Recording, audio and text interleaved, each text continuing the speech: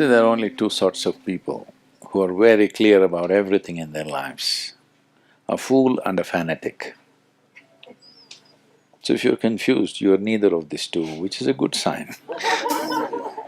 Utter idiots and fanatics are always dead sure of everything. They know they're going to heaven, their only problem is they want to take you along. They need company.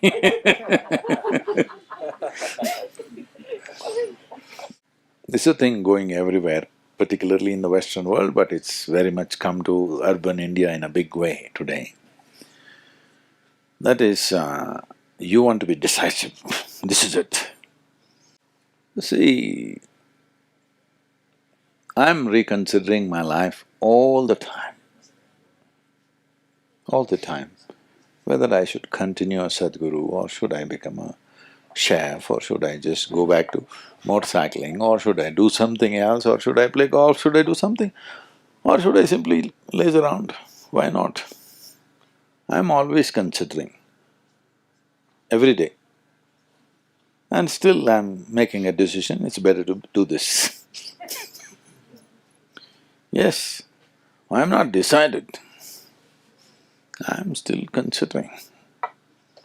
And that's why it's valuable. Not because I decided long time ago I have no choice, I keep on doing the same thing because I'm stuck in this. The nature of the mind is, it is intelligent and alive only if every moment it's looking. If it is concluded and decided, it is a dumb mind, it's as good as a block of wood. Every moment it's considering. Only then it is an active mind. It's only that you make this choice, you must be joyfully confused, that's all I'm saying. People get confused and miserable because they have an idea that they must be. They think all successful people are all clear and they're determined, they've made their decisions. No, only fanatics are like that. And fools are like that. Somebody who is successful, he's keeping his eyes open for anything and everything, right? So, this idea that your mind must be made up is a silly idea. It's important that every moment it's a choice, everything that you're doing, life becomes beautiful because there is enormous joy because you want to do this right now. Because I decided 10 years ago I'm doing it, how will you have any joy in what you're doing right now? So, this every day in the morning you get up and you don't know what to do, it's a perfect way to get up. Yes. This does not mean that you will do different things every day. Even if you do the same thing, it's by choice. Then it keeps you alive to everything that you're doing because you're doing it by choice. The choice that you're making is now. You might have made the same choice 10,000 times in the last 10 years, it doesn't matter. But now you're once again making an active choice. This is very important. Only then you will stay alive to life. Otherwise, I made my choice, it will become a burden. I made my choice long time ago, so I have to do it now, is a very burdensome process to live with. So, confusion is way better than silly conclusions that people are making about life. Only thing is you have to learn to enjoy the confusion. Yes, I'm working hard to make you confused. Yes, because all kinds of idiotic conclusions about life, all kinds of stupid conclusions. See, for a long time people had this conclusion that they will go to heaven, all right? I'm just taking one troublesome thing right now because with Afghanistan as a situation, it's troubling everybody in the world. Heaven-bound people, what they do on this planet is, because they're going to heaven, what is on this planet is not of value. Anyway, they're going to heaven. So now they brought it to everybody's face, it's always so. It's just that people don't see it most of the time. But now, with a geopolitical situation, they're rubbing it on your face. We are going to heaven, you are not going, so you see what we will do to you.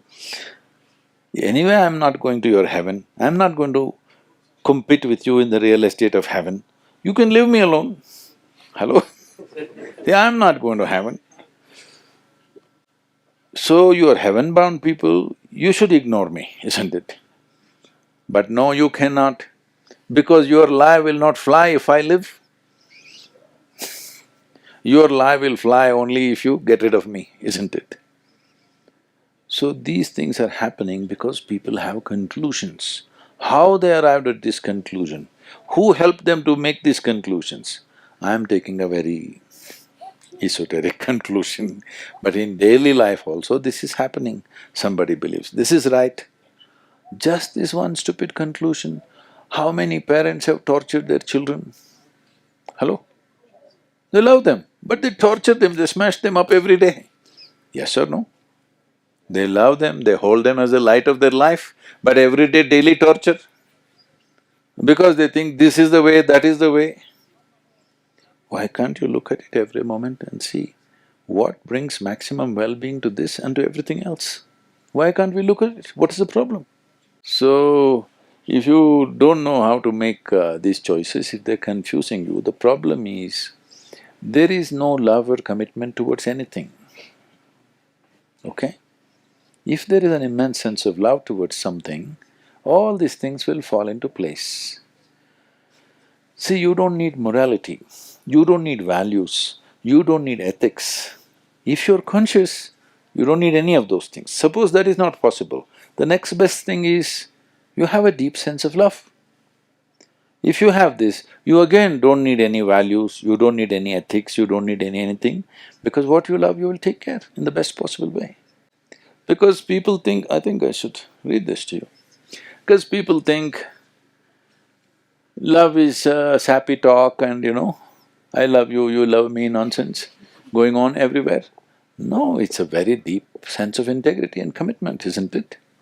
When you genuinely love something or somebody, there is an enormous sense of integrity towards that.